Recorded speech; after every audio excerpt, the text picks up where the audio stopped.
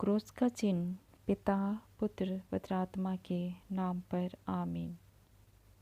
पवित्रता की ओर एक कदम में आज का विषय है क्रोध और हत्या। संत मत्ती के अनुसार अध्याय 5 पद संख्याएं 21 से 26 तक।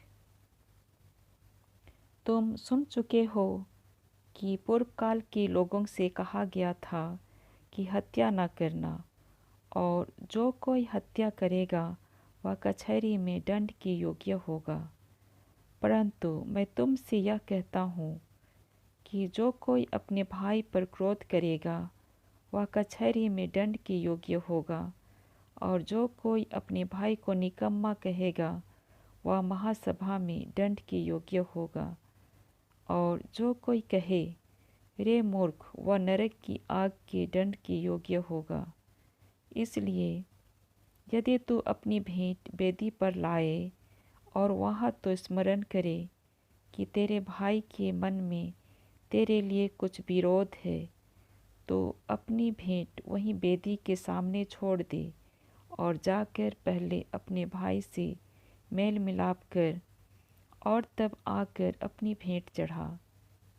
जब तक तू अपने मुदाई के साथ मार्ग में है, उससे झटपट मेल मिलाप कर ले, कहीं ऐसा ना हो कि मुदाई तुझे हकीम को सौंपे और हकीम तुझे सिपाही को सौंप दे और तू बंदीगृह में डाल दिया जाएगा।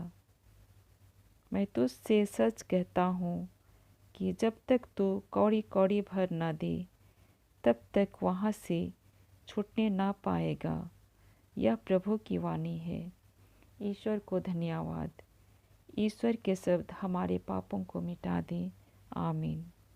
मनन चिंतन।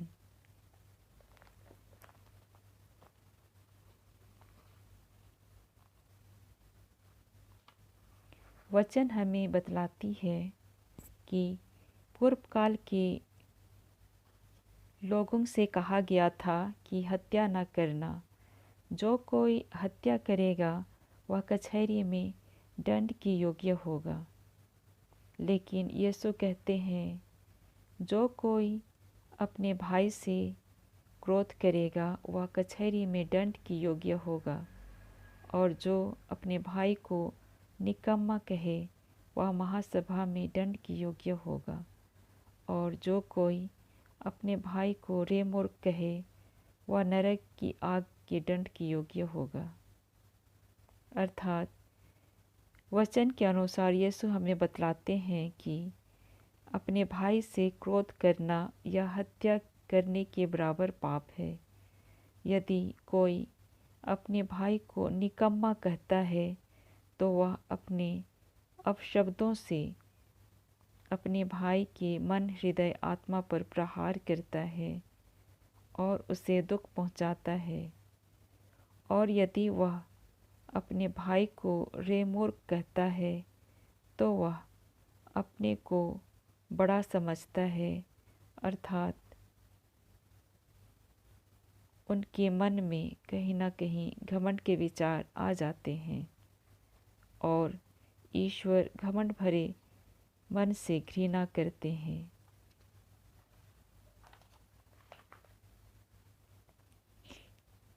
दूसरे अर्थ में यीशु हमें बतलाते हैं कि हमारा शरीर ईश्वर का मंदिर है और उसमें ईश्वर निवास करते हैं।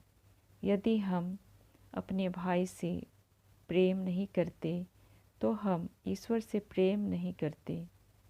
यदि अपने भाई से क्रोध करते हैं, उसे अपशब्दों के द्वारा आघात करते हैं और उसे अपमानित करते हैं, तो हम अपने भाई के साथ साथ हम उसके हृदय में निवास करने वाले ईश्वर को अपमानित करते हैं। यदि हम अपने भाई को रे मूर्ख कहते हैं तो हम अपने अपशब्दों से अप्रत्यक्ष रूप से ईश्वर को रे मूर्ख कहते हैं, ईश्वर को नीचा दिखाते हैं और ईश्वर के सामने घमंड करते हैं। आज यीशु हमें कहते हैं कि यदि हम ईश्वर के करीब जाना चाहते हैं और हमें याद आ जाए कि हमने अपने भाई को दुख पहुंचाया है, तो सबसे पहले अपने भाई से जाकर मेल मिलाप कर लें, अर्थात अपने भाई को क्षमा देना और क्षमा करना, क्षमा मांगना यीशु आज हमें सिखलाते हैं। आइए हम अपने आप से हम प्रश्न करें कि क्या मैं सच्चे मन, हृदय, आत्मा से ईश्वर के करीब आ रहा हूँ?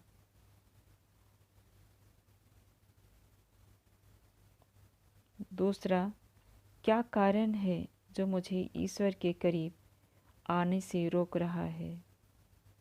तीसरा, क्या मैं अपने व्यवहार से अपने भाई को दुख पहुंचाता हूँ?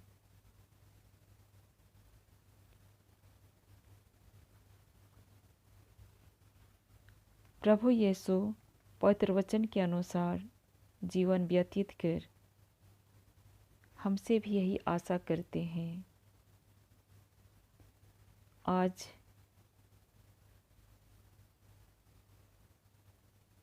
प्रभु यीशु हमें पवित्र वचन के अनुसार, अपने जीवन के अनुसार हमें मार्ग दिखाते हैं कि हम पिता ईश्वर के पास कैसे जा सकते हैं।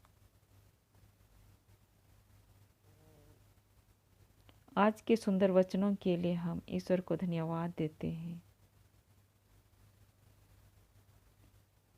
हे प्रभु, हमें इस सुंदर वचन देने के लिए हम आपकी स्तुति करते हैं, आपकी महिमा करते हैं, आपकी आराधना करते हैं। आमीन। धन्यवाद प्रभु, धन्यवाद प्रभु, धन्यवाद। Alleluia, alleluia, alleluia, alleluia. आमीन।